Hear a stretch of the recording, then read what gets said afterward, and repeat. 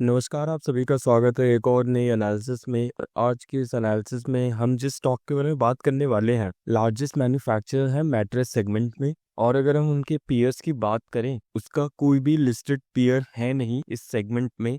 तो चलिए शुरू करते हैं। शुरू करने से पहले एक छोटा सा डिस्क्लेमर, ये वीडियो सिर्फ एजुकेशनल और इन्फॉर्मेशनल पर्पसेस के लिए है।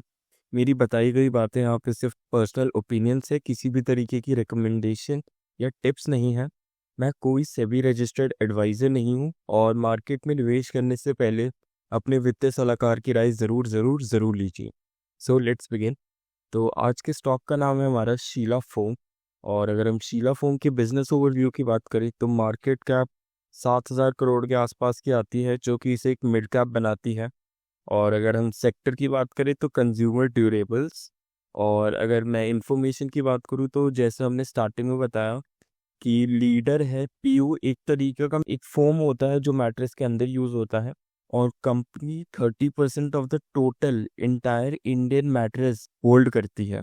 हिस्ट्री की बात करें तो कंपनी 1971 में शुरू हुई थी बाय प्रेम प्रकाश गुप्ता, जिनका सबसे पहला फोकस पीयू फोम था इंडस्ट्रियल यूज के लिए। ये याद रखिए, कमर्शियल यूज नहीं है, इंडस्ट्रियल यूज के लिए। और 1993 में कंपनी ने स्लीपवेल अपना ब्रांड लॉन्च करा। आपको पता होगा स्लीपवेल मैट्रेस की कंपनी है। और 2005 में कंपनी ने अपना पोर्टफोलियो डाइवर्स करा। कंपनी ने फोम मार्केट में एंट्री करी काफ़ी नई नई तरीकों से। ऑटोमोटिव साउंड इंसुलेशन, ऑटोमोटिव जैसे कार की सीट होती है, साउंड इंसुलेशन जैसे आप म्यूजिक स्टूडियोज देखते हैं वहाँ पे अकोस्टिक फोम लगती है। तो ऐसे कई कई तरीकों से कंपनी ने अपना पोर्टफोलियो डाइवर्स करा 2005 में। अब हम आगे बढ़ते हैं। 2006 में कंपनी ने जॉइस फोम, एक कंपनी है ऑस्ट्रेलिया में, उसको एक्वायर करा, जो कि लार्जेस्ट मैन्युफैक्चरर थी। और ये कंपनी का फर्स्ट इंटरनेशनल एक्विजिशन था।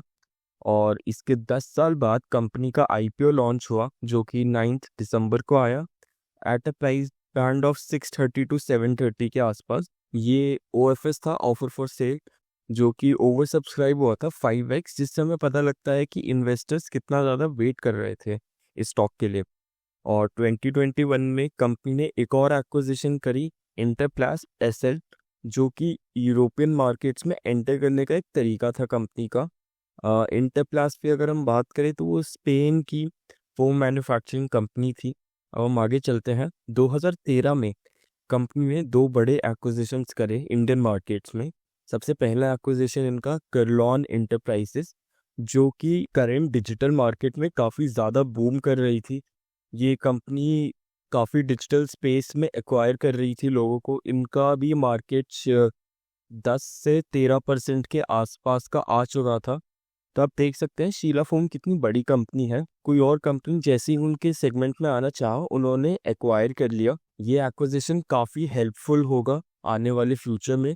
और वहीं शीला फोम ने फर्लेंको, एक फर्नीचर ब्रांड है, उसका भी 45% ऑफ द स्टेक होल्ड कर रखा है। और फर्लेंको क्यों एक्वायर करा है कंपनी, अगर हम ध्यान से देखें तो फर्लेंको फर्नीचर बनाती है होम्स के लिए, मेनली कमर्शियल यूज़ के लिए, रेसिडेंशियल यूज़ के लिए। तो फॉर एग्जांपल जैसे फर्लेंको सोफास बनाती हैं, तो सोफास में जो फोम यूज़ होते हैं, स्टूल्स में जो फोम्स यूज़ होते हैं, तो ये शीला फोम को ही रिप्रेजेंट करती है 1/3 ऑफ इट्स पार्ट। तो अब हम आगे बढ़ते हैं। और मैनेजमेंट की बात करें तो फैमिली ओन्ड है। इनके तुषार गौतम एमडी हैं, Namita Gautam whole time director हैं, और वहीं राहुल गौतम ईसी हैं इनके। और अगर इनके रिलेशन के बारे में बात करें तो ये फादर मदर और सन का रिलेशन है। अब हम आगे चलते हैं। लोकेशंस की बात करें तो कंपनी के टोटल 18 मैन्युफैक्चरिंग यूनिट्स हैं। माफ़ कीजिएगा, यहाँ गलत लिखा है, 18 मैन्युफैक्चरिंग यूनिट्स है। और लेटेस्ट कॉन कॉल में कंपनी ने बताया है कि वो मैन्युफैक्चरिंग यूनिट्स 18 से घटा के 12 हो गए हैं। उसका रीज़न हम आगे बताएंगे। Sheela Foam India, Australia, New Zealand और स्पेन में भी अपनी प्रेजेंस रखता है। न्यूजीलैंड काफ़ी नई मार्केट है इनके लिए। अब इनके मैन्युफैक्चरिंग यूनिट्स की बात करें तो मैट्रेस और जो होम कंफर्ट्स प्रोडक्ट्स होते हैं, वो यूनिट्स कहाँ कहाँ पर है, अब हम वो देखते हैं। सबसे पहला आता है साहिबाबाद यूपी, दूसरा राजकोट पंजाब, तीसरा काला अम्ब हिमाचल प्रदेश, चौथा ईरोड तमिलनाडु और पांचवा हैदराबाद तेलंगाना। अब हम आगे बढ़ते हैं। और टेक्निकल और इंडस्ट्रियल फोम्स जो यूज़ होते हैं, उसकी मैन्युफैक्चरिंग यूनिट्स कहाँ कहाँ पर है। तो पहला आता है सिलवासा दादरा एंड नागर हवेली, और दूसरा आता है तलवाड़ा गुजरात में है, तीसरा आता है जलपाईगुड़ी वेस्ट बंगाल में, और चौथा आता है सिक्किम। थर्ड आ जाते हैं। थर्ड, ये जो मैन्युफैक्चरिंग यूनिट्स हैं मेनली एक्सपोर्ट ओरिएंटेड है। यहाँ से जितनी भी आउटपुट होता है वो सारे एक्सपोर्ट के लिए होता है। तो सबसे पहले मैन्युफैक्चरिंग यूनिट आती है इनकी नंदीगांव, जो कि गुजरात में है। दूसरा आता है मांडला, जो कि मध्य प्रदेश में है। और total company 5 manufacturing plants operate कर रही है ऑस्ट्रेलिया में। और जैसा कि मैंने बताया कि कंपनी ने स्पेन में भी एक्विजिशन करा है इंटरब्लास्ट, जो कि स्पेन की लीडिंग मैन्युफैक्चरर थी। सेक्टर एनालिसिस कर लेते हैं। सेक्टर एनालिसिस में अगर हम मैट्रेस की मार्केट देखें इंडिया में, तो वो 2.31 बिलियन के आसपास है इन 2025, जो कि एक्सपेक्ट कर रहे हैं बाय 2030 3.48 बिलियन तक पहुंचे विद ए CAGR ऑफ 8.5। अब आपको ये ध्यान रखना है, जो 8.5 है ये शॉर्ट टर्म CAGR है। ये शॉर्ट टर्म CAGR मतलब 3 से 5 साल के लिए ये CAGR है। और वहीं अगर हम लॉन्ग टर्म CAGR देखें, तो लॉन्ग टर्म CAGR हमारा आता है कम से कम 15 से 20 साल का। अगर हम CAGR देखें तो वो 6 से 8 के आसपास ही रिवॉल्व करता है, जो कि काफ़ी अच्छा है और हमें एक एश्योरेंस मिलती है इससे। और स्लीपवेल की अगर हम बात करें, शीला फोम की सबसे पहली कंपनी स्लीपवेल थी। वो 18% मार्केट शेयर होल्ड करती थी। और जैसा बताया, कुर्लॉन जो कि डिजिटल एज में आई थी, तो इन्होंने मार्केटिंग में काफ़ी ज़्यादा स्पेंड करा, और जिसके कारण उन्होंने 11% of the total market share hold कर लिया। तो स्लीपवेल के एक्विजिशन के बाद शीला फोम 30% का टोटल मार्केट शेयर रखती है। आपको एक बात याद रखनी पड़ेगी, 30% ऑर्गेनाइज मार्केट का हिस्सा है। हम आगे बताएंगे ऑर्गेनाइज क्या होता है, नॉन ऑर्गेनाइज क्या होता है। स्लीपवेल तरंग, ये स्लीपवेल ने एक इनिशिएटिव स्टार्ट करा है जो रूरल और सेमी अर्बन कंज्यूमर्स को अट्रैक्ट करेगा। और जैसा मैंने बताया कि ऑर्गेनाइज मार्केट क्या होती है, वैसे ही इसे बोलते हैं अनऑर्गेनाइज मार्केट। अनऑर्गेनाइज मार्केट मतलब गांव, रूरल एरियाज। और वहीं ऑर्गेनाइज मार्केट जैसे आपके मॉल्स में जहाँ बिकते हैं वो सब आ जाता है। और कंपनी जो स्लीपवेल तरंग है वो कैसे अट्रैक्ट कर रही है, प्राइस रेंज देखेंगे तो 800 से 1000 के बीच बेच रही है, जो कि काफ़ी अच्छा प्राइस है। और अगर आप वैसे मैट्रेसेस का प्राइस देखें इन ऑर्गेनाइज मार्केट्स, तो 15 से 20 हज़ार के आसपास आता है। और वहीं रूरल एरिया में कंपनी ने काफ़ी अच्छा काम करा है, 800 से 1000 के बीच में प्राइस रेंज रख के। अब हम आगे चलते हैं। शेयर होल्डिंग पैटर्न की बात करें तो प्रमोटर 65.7% होल्ड करते हैं। रिटेल, जो कि काफ़ी अच्छा नंबर है कि बहुत कम है इसमें रिटेल, तो फ्लक्चुएशन के चांसेस बहुत कम है। और DIIs 21.2% होल्ड करते हैं, ये काफ़ी अट्रैक्टिव नंबर है। और FIIs 6.2% होल्ड करते हैं। यहाँ पे आप प्रमोटर्स के नाम देख सकते हैं। और एक बात मैं आपको बताना चाहूँगा, आप यहाँ ग्रुप में रंगोली रिजॉर्ट प्राइवेट लिमिटेड जो देख रहे हैं वो इन्हीं की ही है, ये इनके डायरेक्टर्स हैं। इससे हमें ये पता लग रहा है कोई भी प्रमोटर या प्रमोटर ग्रुप बाहर का नहीं है, सारी एक ही फैमिली के हैं। अब हम आगे बढ़ते हैं। DIIs के आप यहाँ से नाम देख सकते हैं, और यहाँ से आप FIIs के देख सकते हैं। फंडामेंटल्स की बात करते हैं। फंडामेंटल्स में PE, अगर हम करेंट PE देखें तो कंपनी का 87.34 है। और जहाँ की एवरेज भी कंपनी का लास्ट 13 सालों का 53.32 है। अब मैं आपको बताऊंगा PE जो होता है उसको निकालने के 2 तरीके होते हैं। या तो आप एवरेज निकाल के देख लीजिए कि लास्ट सालों का क्या एवरेज है, ये आप उससे कंपेयर कर लीजिए। या दूसरा है आप पीयर्स कंपैरिजन कर लीजिए।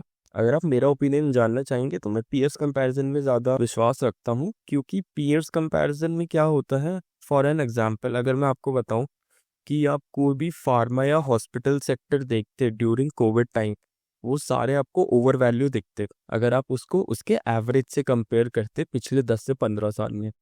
और अगर हम पीयर्स कंपैरिजन करते तो आपको काफ़ी एक्यूरेट रिजल्ट मिलता, क्योंकि जितने भी फार्मा कंपनीज हैं वो सारी सेम डायनामिक्स में काम कर रहे हैं, सभी कोविड से अफेक्ट हो रहे हैं, सभी कोविड से प्रॉफिट टेकिंग निकाल रहे हैं। तो ये छोटी मोटी चीज़ें हैं जो एनालिसिस में काफ़ी हेल्प करती हैं। और अगर हम पीयर्स से कंपेयर करना चाहें तो जैसे मैंने आपको स्टार्टिंग में बताया, शीला फोम के कोई भी लिस्टेड पीयर्स नहीं है, जिससे शीला फोम को काफ़ी बड़ी एक एज मिल जाती है। और वहीं अगर हम पैग रेशियो देखें, price to earning growth ratio, तो कंपनी की वो 1.8 है। अगर आपको नहीं पता तो पैग रेशियो अगर किसी कंपनी की 1 से कम है तो मतलब कंपनी अच्छी है, फेयरली वैल्यूड है। और वहीं पेग रेशियो अगर 1 से ज़्यादा है किसी कंपनी की तो वो ओवर वैल्यू है। बट सिंस कंपनी एक लौती है अपने सेगमेंट में, तो ये वैल्यू जस्टिफाई कर रही है। अब हम आगे चलते हैं। डिविडेंड्स की बात करें तो कंपनी ज़ीरो डिविडेंड देती है। जैसा आपने देखा, कंपनी एक्विजिशंस एक्सपेंशंस में ज़्यादा बिलीव करती है और कंपनी कैपिटल अप्रिसिएशन के लिए है। और ईपीएस की बात करें तो 2014 में कंपनी का ईपीएस 8.5 के आसपास था, और जो कि 2025 में सिर्फ अभी 6 महीने हुए हैं। आप ये ध्यान रखिए, ये टीटीएम है, ट्रेलिंग ईपीएस है। तो सिर्फ अभी 6 महीने हुए हैं और वो 8 के आसपास है। ड्यूरिंग कोविड बूम 22 था ईपीएस। जैसे कि मैंने यहाँ लिखा है, कोविड के टाइम ईपीएस सर्ज हो चुका था, मतलब बहुत ज़्यादा पीक में था अपनी। 2024 में हल्का सा डिक्लाइन देख सकते हैं ईपीएस में। इसके रीजंस कंपनी ने मर्जर्स एक्विजिशंस और बैकएंड डेवलपमेंट में काम बताया है कंपनी ने। पीबीटी की बात करें, प्रॉफिट बिफोर टैक्स, तो आप देख सकते हैं जैसे 2020 ईयर था, यहाँ प्रॉफिट डिसेंट था, ग्रोइंग था। बट 2021 में all time high profit hit करा है स्लीपवेल ने, माफ कीजिए शीला फोम ने। उसके बाद डिक्लाइन हुआ है। अगर मैं आपको रीज़न बताऊं तो आप मानिए जैसे कोविड के टाइम लोग अंदर थे, लोगों ने ज़्यादा बाइंग नहीं करी, बाइंग पावर नहीं थी। जैसे ही कोविड ख़त्म हुआ, लॉकडाउन हटा, लोगों पे बाइंग पावर आई, तो ये प्राइस अपने ऑल टाइम हाई में पहुंच गया। तो बस एक गैप बन गया था मार्केट में ड्यूरिंग कोविड, और वो आफ्टर कोविड ये आप देख रहे हैं, ये कंपनी ने फुलफिल कर दिया। प्रॉफिट सस्टेन कर रहे हैं। अगर सीधा क्रैश करता तो बहुत बड़ा इशू आता, बट कंपनी ने प्रॉफिट सस्टेन करे हैं, जो कि काफ़ी अच्छी बात है। अब हम आगे चलते हैं। डेट टू एसेट की बात करते हैं। कंपनी पे डेट 1400 करोड़ के आसपास है, और वहीं एसेट 550 करोड़ के आसपास। और डेट टू एसेट अगर हमने कैलकुलेट करा है तो 0.2 है, जो कि काफ़ी अच्छा है। और कंपनी ने कॉन कॉल में एक बात बताई है कि कंपनी एसेट मोनेटाइजेशन में ध्यान देगी, जिससे वो आने वाले 2-3 सालों में कंपनी को नेट डेट फ्री बना सके, जो कि काफ़ी एक अच्छी अनाउंसमेंट है। और पीयर्स की मैंने जैसा बताया आपको स्टार्टिंग में कि कोई भी लिस्टेड पीयर नहीं है। ड्यूरोफ्लेक्स, पेप, स्प्रिंगवेल, ये भी सेम सेगमेंट में आते हैं, मैट्रिसेस बनाते हैं ये, बट ये लिस्टेड नहीं है। और जैसा कि जो लिस्टेड पीयर्स हैं, मैंने यहाँ लिख रखा है कॉम्प्लीमेंट्री इन नेचर। तो मैं आपको इसका मतलब बताता हूँ कॉम्प्लीमेंट्री इन नेचर का, कि जो रिस्पॉन्सिव इंडस्ट्रीज़ है वो फ्लोरिंग करती है। म्यूज़िक स्टूडियोज़ की वहाँ फ्लोरिंग, फिर वहाँ अकोस्टिक फोम्स यूज़ होते हैं। और स्टैनली लाइफस्टाइल्स, जो आप गाड़ियाँ देखते हैं उनमें जो सीट कवर्स होते हैं, ये वो कवर्स बनाते हैं। और कवर्स के अंदर जो फोम यूज़ होता है वो शीला फोम का होता है। तो डायरेक्टली इनडायरेक्टली कॉम्प्लीमेंट्री नेचर ही है। कैश फ्लो की बात करें तो कैश फ्लो में ऑपरेशनल एक्टिविटीज़ में प्रॉफिट्स फ्रॉम ऑपरेशंस की बात करें तो कंसिस्टेंटली इंक्रीज हो रहे हैं और आफ्टर कोविड सस्टेन कर रहे हैं। और इन्वेंट्री की बात करें तो इन्वेंट्री अंडर ऑपरेशनल एक्टिविटीज़, ये शब्द आपको ध्यान रखना है, वो डिक्रीज हो रहा है, जो कि एक अच्छा साइन है कि मतलब कंपनी की इन्वेंट्री नेगेटिव में जा रही है, डिमांड ज़्यादा है कंपनी की मार्केट में। और इन्वेस्टिंग एक्टिविटी की बात करें तो हमने आपको पीछे दिखाया कंपनी ने कितने मर्जर्स एक्विजिशंस करे हैं ग्लोबली, इंटरनेशनली। और फाइनेंसिंग एक्टिविटी में देखिए, जो कंपनी ने अनाउंसमेंट करी थी, आने वाले 2 से 4 सालों में नेट डेट फ्री हो जाएगी कंपनी। और कंपनी कोई डिविडेंड नहीं देती, अच्छी बात है। कॉन कॉल की बात करें तो कंपनी ने टोटल रेवेन्यू देखे तो हमें 100 करोड़ का डिफरेंस दिख रहा है तीसरे क्वार्टर से चौथे क्वार्टर। नेट प्रॉफिट अगर हम देखें तो वो हमें 2 से 2.5 करोड़ एक्स्ट्रा दिख रहा है। अब बहुत लोग को ये डाउट होगा, अगर हम रेवेन्यू देखें वो कंपैरेटिवली कम है थर्ड क्वार्टर से फोर्थ क्वार्टर में, तो नेट प्रॉफिट इंक्रीज कैसे आ गया, ये आने वाले पॉइंट में हम बताएंगे। और एबिट अगर देखें तो एबिट में भी हमें नुकसान है। एबिट होता है earning before interest and taxes, तो एबिट में भी कंपनी लॉस में है। और कंपनी ने ये बताया है कि उन्होंने 18 मैन्युफैक्चरिंग यूनिट से 12 मैन्युफैक्चरिंग यूनिट्स कर दी, जिसका मतलब है कंपनी ने 6 मैन्युफैक्चरिंग यूनिट्स बंद कर दी, जिससे कंपनी की फ्रेट ऑप्टिमाइजेशन, टेक्निकल प्रोसेस और एडमिनिस्ट्रेटिव ओवरहेड रिडक्शन हुई है, जो कि कंपनी के फ्यूचर के लिए अच्छा है। कंपनी ने एक और स्टेटमेंट भी दी है कि कंपनी का gross debt, debt to asset calculate करते वक्त वो दूसरा डेट है, ग्रॉस डेट एक सेगमेंट है उसका।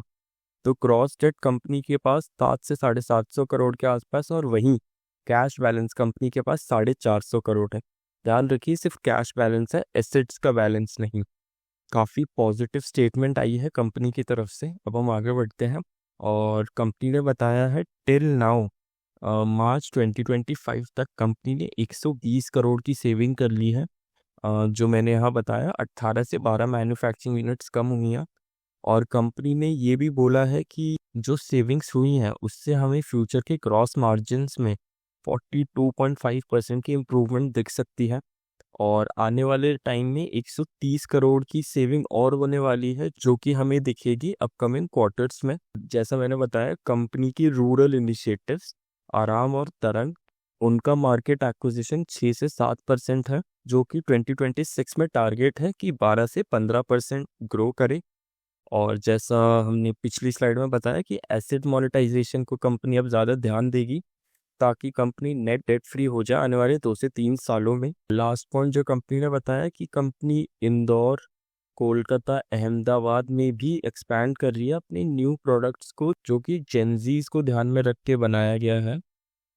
तो यहीं हमारी स्लाइड्स ख़त्म होती हैं और होप करता हूँ आपको अच्छी लगे। जाने से पहले एक और बार, मार्केट में निवेश करने से पहले अपनी वित्तीय सलाहकार की राय ज़रूर लीजिए। Thank you.